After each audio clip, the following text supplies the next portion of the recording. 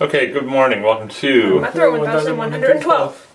FamilyMath1112. So yesterday we looked at a very simple model of how viruses spread through a network, and it was way oversimplified in that we assumed once somebody was infected, they would infect everyone they touched at each step. Yeah. And then we saw how basically the virus always spread all the way through any network, but the speed at which it spread was a little bit different. Yeah. So what are some things you think are missing from that model?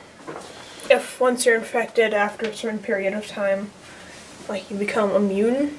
Okay, yeah. Can't be infected again, or you could get reinfected.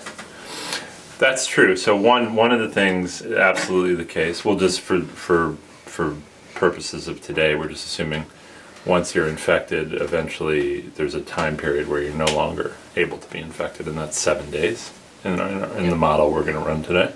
Okay. And then maybe also, like, you don't always infect a person just by coming into contact with them. There's a chance you'll infect them. Okay. Yep.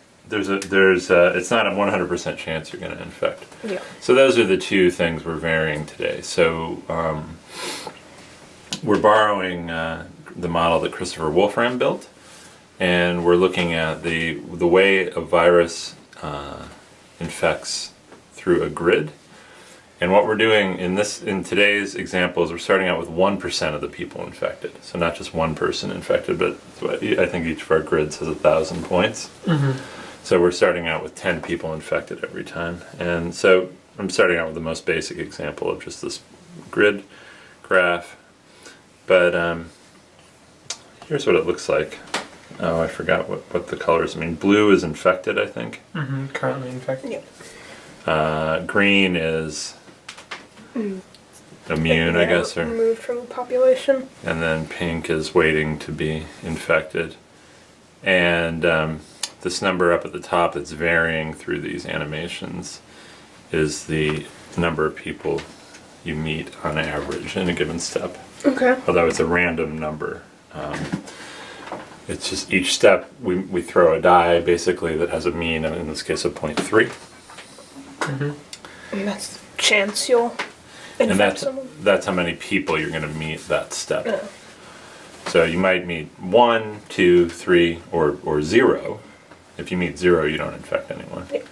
So that's the way that Christopher Wolfram controlled for the probability of infection. He just said, hey, how many people were we meeting? Okay. Yeah. And you can see that when you meet a low number of people every day, the virus doesn't really spread. And when you meet a high number of people every day, it spreads pretty quickly through the network. Eventually, everything's green, which means unable to be infected anymore. Mm-hmm. And what else do you notice about this? Well, it seems to drop off pretty quickly, like between maybe 0.3 and 0.4. It dips all the way down to here.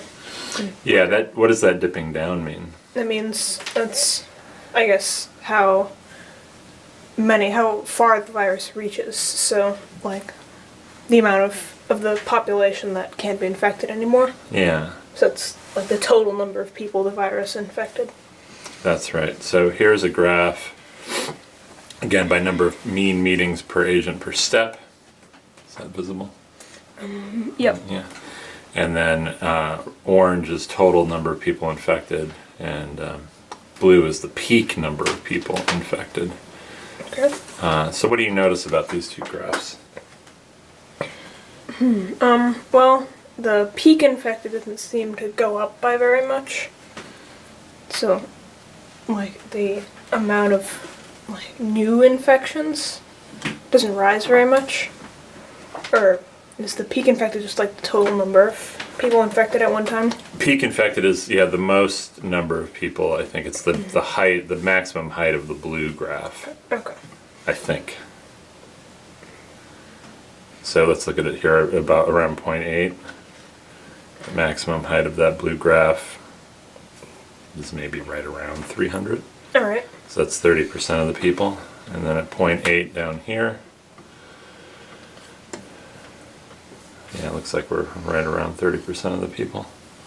Yep. So yeah, that doesn't seem to go. It seems to go kind of gradually, but the total infected goes up very fast. And then like around maybe 0.45, it sort of reaches its peak around like infecting the entire population. Yeah. What do you think? Yeah, there's I guess kind of a critical area where you go from almost no one is infected to almost everyone is infected. Yeah. And the peak is kind of goes up in a linear way. Okay, so let's take a look at the other graphs now, because I prepared this all ahead of time, so we don't have to wait, Okay. luckily.